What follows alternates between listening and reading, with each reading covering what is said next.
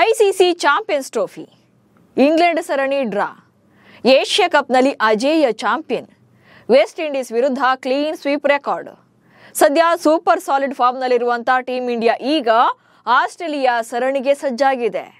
White ball series ಗೆಲ್ಲೋದರ ಜೊತೆಗೆ ರೋಹಿತ್ ಶರ್ಮಾ ಮತ್ತು ವಿರಾಟ್ ಕೊಹ್ಲಿ ಜೋಡಿಗೂ ಕೂಡ ಈ ಟೂರ್ ತುಂಬಾನೇ ಇಂಪಾರ್ಟೆಂಟ್ ಆಗುತ್ತೆ.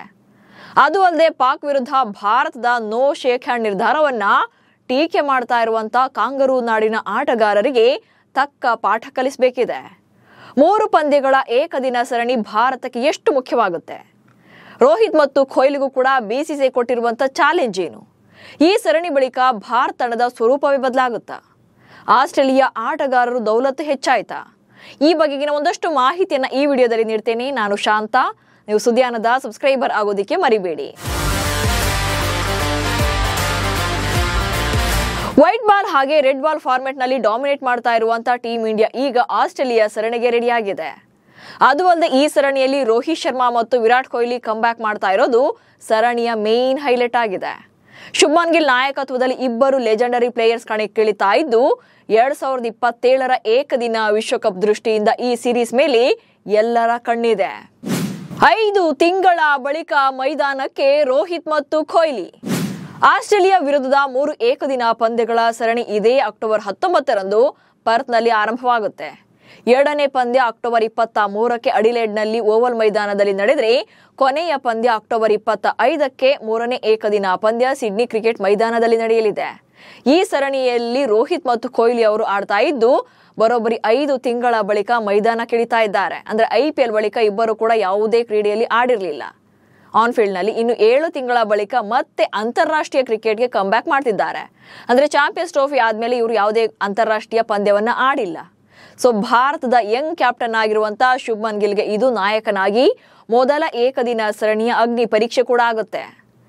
ಅದು ಅಲ್ಲದೆ ಏಕದಿನ ವಿಶ್ವಕಪ್ಗೆ ಇನ್ನೂ 2 ವರ್ಷಗಳು ಬಾಕಿ ಇರೋದ್ರಿಂದ 36 ವರ್ಷದ ವಿರಾಟ್ ಕೊಹ್ಲಿ ಮತ್ತು 38 ವರ್ಷದ ರೋಹಿತ್ ಶರ್ಮಾ ಅವರ ಫ್ಯೂಚರ್ ಕ್ರಿಕೆಟ್ ಬಗ್ಗೆ ಕೂಡ ಇಲ್ಲಿನ ಪರ್ಫಾರ್ಮೆನ್ಸ್ ಮೂಲಕ ಒಂದು ಕ್ಲಾರಿಟಿ ಸಿಗುತ್ತೆ.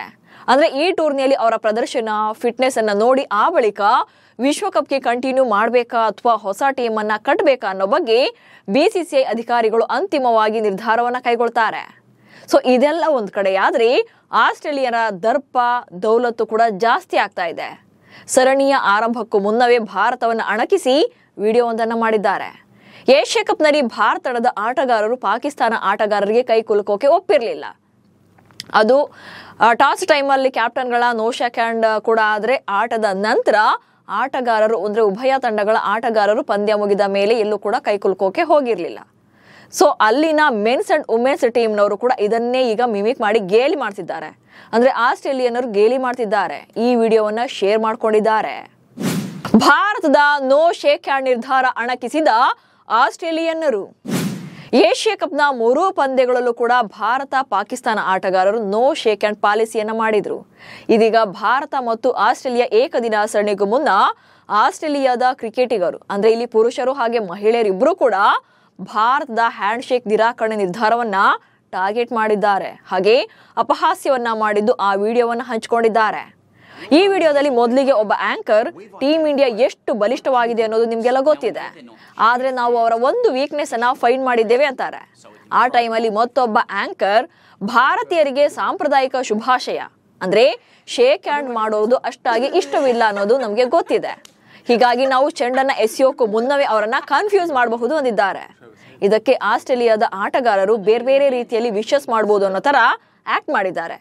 ಆಸ್ಟ್ರೇಲಿಯಾದ ಪುರುಷ ಮತ್ತು ಮಹಿಳಾ ತಂಡದ ಕ್ರಿಕೆಟಿಗರು ಹ್ಯಾಂಡ್ ಶೇಕ್ ಬದಲಿಗೆ ಭಾರತೀಯ ಆಟಗಾರರ ಜೊತೆ ನಾವು ಬೇರೆ ರೀತಿಯಲ್ಲಿ ಶುಭಾಶಯಗಳನ್ನ ತಿಳಿಸಬಹುದು ಅಂತ ವಿಡಿಯೋವನ್ನ ಮಾಡಿ ಫುಲ್ ವೈರಲ್ ಮಾಡಿದ್ದಾರೆ, ಶೇರ್ ಮಾಡಿದ್ದಾರೆ. We've got the healing hands, don't we, Kingy? Absolutely. We're thinking the popcorn. Get some salt on it. What about the shooter? Shooter.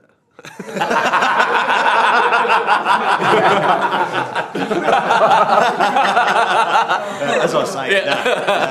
No. Australia ವಿರುದ್ಧ ಗೆದ್ರಷ್ಟೇ ಭಾರತದ ಪ್ರತಿಷ್ಠೆ.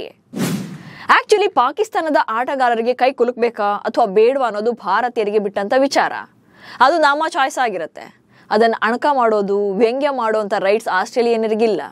ಸೊ ಕಾಂಗರೂ ನಾಡಿನ ಆಟಗಾರರ ಸೊಕ್ಕನ್ನ ಮುರಿಬೇಕು ಅಂದ್ರೆ ಟೀಮ್ ಇಂಡಿಯಾ ಈ ಸರಣಿಯನ್ನ ಗೆಲ್ಲೇಬೇಕು. ಯಾಕಂದ್ರೆ ಭಾರತದ ವಿರುದ್ಧ ಪ್ರತಿ ಮ್ಯಾಚ್ ಗೆದ್ದಾಗ್ಲೂ ಕೂಡ ಆಸ್ಟ್ರೇಲಿಯಾ ಪ್ಲೇಯರ್ಸ್ ಏನಾದ್ರೂ ಕುಚೇಷ್ಟೆ ಮಾಡ್ತಾನೆ ಇರ್ತಾರೆ. 2024-25 ಬಾರ್ಡರ್ ಗವಾಸ್ಕರ್ ಟ್ರೋಫಿ ಟೆಸ್ಟ್ ಸರಣಿಯಲ್ಲೂ ಕೂಡ ನಾವು ಇದನ್ನೆಲ್ಲ ನೋಡೇ ಇದ್ವಿ. ಸೊ ಈ ಸಲ ಅದಕ್ಕೆ ಚಾನ್ಸ್ ಕೊಡ್ಲೇಬಾರದು. ಹೀಗಾಗಿ T20 ಹಾಗೆ ಏಕದಿನ ಸರಣಿಯಲ್ಲಿ ಭಾರತ ಗೆಲ್ಲಲೇಬೇಕು. ಆಗಷ್ಟೇ ಆಸ್ಟ್ರೇಲಿಯಾ ಆಟಗಾರರ ಅಹಂಕಾರವನ್ನ ಕಡಿಮೆ ಮಾಡೋಕ್ ಸಾಧ್ಯ. ಸದ್ಯ ಆಸ್ಟ್ರೇಲಿಯಾ ಪ್ರವಾಸದ ಬಳಿಕ ಭಾರತ ತಂಡ ತವರಿನಲ್ಲಿ ದಕ್ಷಿಣ ಆಫ್ರಿಕಾ ವಿರುದ್ಧ 2 ಟೆಸ್ಟ್ಗಳ ಸರಣಿಯನ್ನಾಡಿದೆ. ನವೆಂಬರ್ 14ರಂದು ಕೋಲ್ಕತ್ತಾದಲ್ಲಿ ಈ ಸರಣಿ ಆರಂಭವಾಗುತ್ತೆ. ಈ ಸರಣಿ WTC 2025-27ರಲ್ಲಿ ಭಾರತದ ಮುಖ್ಯ ಭಾಗವಾಗುತ್ತೆ. ಈ ಸರಣಿ ಹಾಗೆ ಗಿಲ್ ಅವರ ನಾಯಕತ್ವದಲ್ಲಿ ಭಾರತ ದಕ್ಷಿಣ ಆಫ್ರಿಕಾವನ್ನ ಸೋಲಿಸಿದ್ರೆ ಟಾಪ್ 2 ಸ್ಥಾನಕ್ಕೆ ತಲುಪುವಂತ ಅವಕಾಶವನ್ನ ಹೊಂದಿದೆ. ಒಟ್ನಲ್ಲಿ ಭಾರತಕ್ಕೆ ಆಸ್ಟ್ರೇಲಿಯಾ ಟೂರ್ ಗೆಲುವಿನ ಜೊತೆಗೆ ಪ್ರತಿಷ್ಠೆ ಕೂಡ ಆಗಿದೆ. ಅವರದ್ದೇ ನೆಲದಲ್ಲಿ ಅವರನ್ನೇ ಸೋಲಿಸಿ ಅವರ ದೌಲತ್ತನ್ನ ಮುರಿಯಲೇಬೇಕಿದೆ. ನಮಸ್ಕಾರ.